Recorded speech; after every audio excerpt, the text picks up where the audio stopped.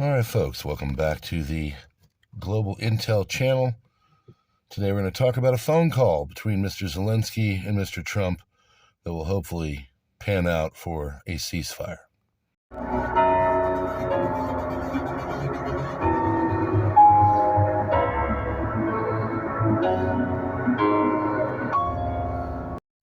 All right, friends, thanks so much for being here. You know what to do, buttons and stuff. Yes, we have had another phone call between the Z-Man and Mr. Trump, and seemed to go pretty okay. So yesterday, there was a conversation between Mr. Trump and Mr. Putin. We covered that here, or a couple days ago. Getting my days are all bleeding together.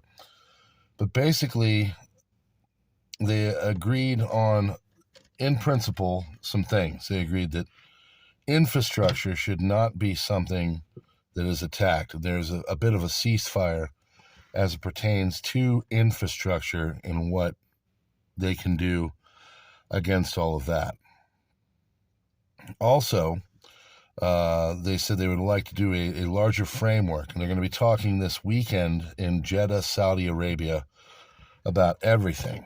Well, today Trump talked to Zelensky, and Zelensky, of course, started out by doing his usual, saying, we're going to keep hopefully getting materials from our Western partners. Well, one of the things that Mr. Putin said was that they need to stop arming Zelensky. Let's start there, and let's put our money where our mouths is, where we're not trying to fight against each other, and basically the Westerners are giving weapons of war to Ukraine, and this, of course, is having the conflict go on. So that was one thing. It also came out today that Mr. Putin wants to have Donetsk, Lugansk, Zaporozhye, and I believe Kherson regions, which are on the eastern portion of the country and would have really been fought over. He wants those to be officially recognized along with Crimea, but he would give up the port of Odessa. So, honestly, a move in the right direction where there's a little bit. I think the Russians are sensing that it might be a good idea to kind of have a cessation of conflict as well. So we'll have to see. All of this is going to be talked about, of course, on the weekend between Trump and Putin, but there are some good developments that are coming.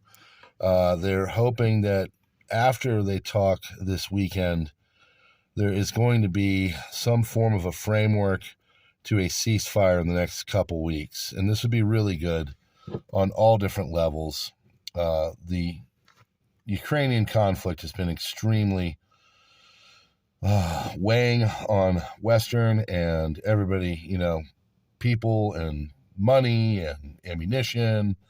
And so it's all really just kind of bogging things down, and it's time to basically move on. So hopefully that will keep going. The problem is that now the Middle East is flaring up again, and supposedly there has been ground incursion happening in Gaza, and the Israelis have decided to go back in and do a ground maneuver. This is in the north. They have handed off leaflets to the people up there, I believe in Bet Hanun, if I remember correctly, operations in Khan Yunis, but basically saying that we need to go in there and to do our thing and to get started again, and the ceasefire is effectively over, and they're going to go in for the kill shot on Hamas. And this, of course, will be helped along by the Americans. The Americans are going after the Houthis, and they're trying to get the Houthis on their back heels and stop them from attacking ships in the Red Sea and, of course, the country of Israel. So looks like what they're trying to do is stop one conflict that is really draining things and put all their focus into another conflict so they can have full focus and hopefully stop all of this in its tracks and eventually get to whatever geopolitical goals they want. So we're just going to have to see, but it's it's looking like things are, at least on the Eastern European front, trending correctly. The Middle East, however, is not. So there's your update. Again, we're going to be doing more of these. We appreciate you being here. God bless, and we will see you on the next one.